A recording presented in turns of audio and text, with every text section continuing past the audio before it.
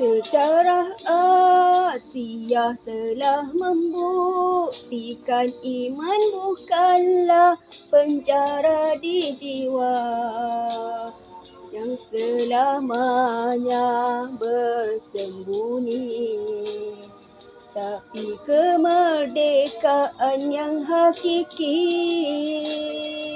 yang punya wajah dan jua rupa. Akhirnya imanmu bersuara, lantas kau dipenjara dan disiksa oleh suamimu yang dihina.